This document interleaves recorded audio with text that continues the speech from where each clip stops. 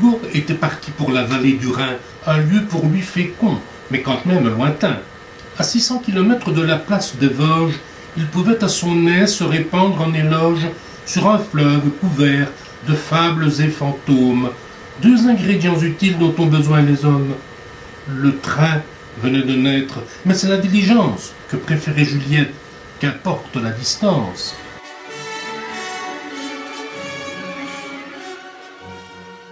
Ce que voyait Victor n'était pas seulement vu, car son sixième sens, constamment à l'affût des formes et des bruits, des odeurs et lumières, toujours prêt à capter un rayon salutaire, exaltait à souhait son imagination, l'amenant parfois même à l'hallucination. J'écris avec les mots que la chose me jette, et mon inspiration toujours prompte les guette, les ordonne aussitôt et les dispose en phrases, dit-il en arrivant dans la région liégeoise.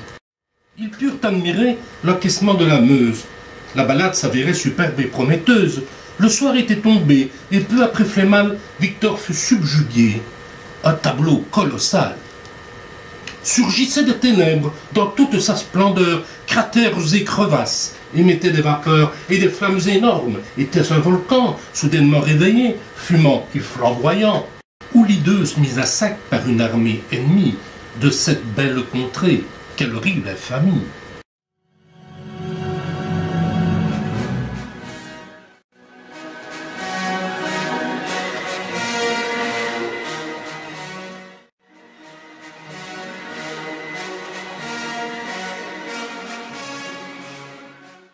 Non, que Dieu soit loué, dit Juliette rassurée. Ils mirent pied à terre, c'était démesuré. Ce spectacle de guerre est donné par la paix, lui répondit Victor tout autant stupéfait. Cet endroit n'a vraiment aucune allure hostile. Tu n'as pas reconnu les fourneaux de Coqueril? Puis, dès le lendemain, la visite de Liège éveilla chez Victor un vaste florilège de contes et d'histoires à son style conforme, où le fond, très souvent, se soumet à la forme.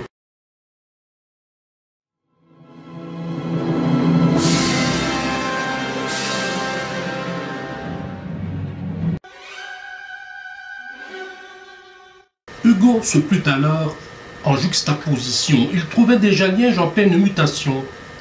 Un fait bien déplorable, et en tout cas fatal. Il regretta surtout sa belle cathédrale. Et puis, pour consoler les Liégeois indignés de l'avoir vue en hâte du palais s'éloigner, qualifiant sa façade d'œuvre déclamatoire, il voulut quelque peu flatter son auditoire.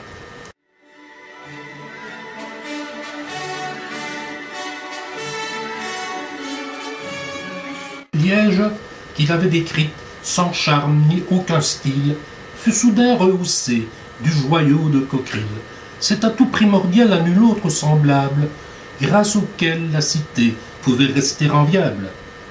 Coqueril, prénommé John de 12 ans, son aîné, était un pionnier génial et acharné, constamment à l'affût de nouvelles techniques. Victor, c'était la lyre, et John, la mécanique.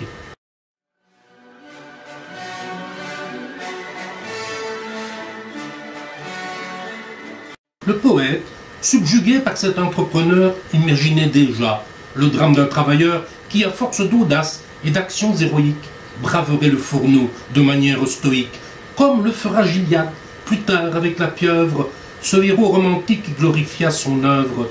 Hélas, John expira moins d'une année plus tard, en 1840. Il prit le grand départ. Depuis qu'avec Juliette ils ont fait ce voyage, quand cette belle industrie résignée au courage ne pouvait concevoir une fin d'exister, étant reine de l'espace et de l'éternité, 178 ans se sont donc écoulés, et la sidérurgie a tari s'écouler.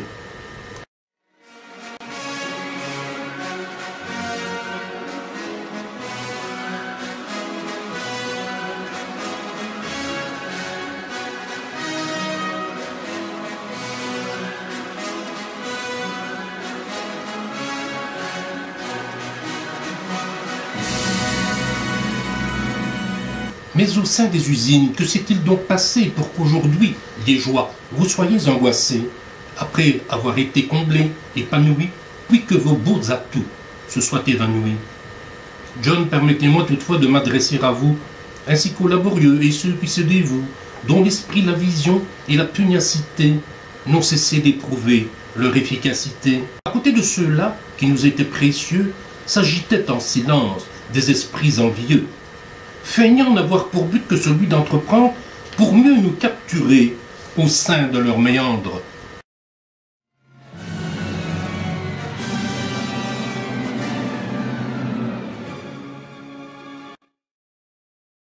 À ces nouveaux monarques auxquels il fallait plaire et s'accrocher sans cesse à leur traîne délétère, se sont joints des marquis, au profil inhumain, une armée de serviles, de pleutres et larbins.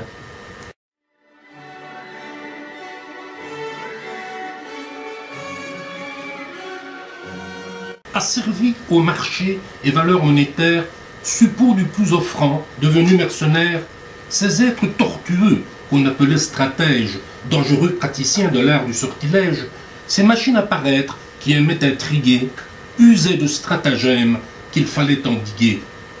L'ignominie n'est pas de survivre enchaîné, mais bien de supporter la triste destinée qui ne nous permet plus de nourrir l'espérance, puisque de nos geôliers nous acceptons l'offense.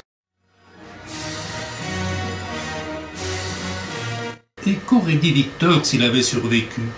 Nous l'entendrions clamer d'un même air convaincu. Ce monde-là prospère, il prospère, vous dis-je, en bon point de la honte, époque calipige. Et ce qui plonge l'âme en des stupeurs profondes, c'est la perfection de ces gredins immondes. Sous 20 gouvernements, ils ont palpé des sommes, aucune indignité ne manque à ces bons hommes. Puis, s'adressant à John parmi ses rêveries, il se serait permis une dernière effronterie. Salambert démoli, fait révolutionnaire, Coquerel à l'agonie, fait par des gestionnaires.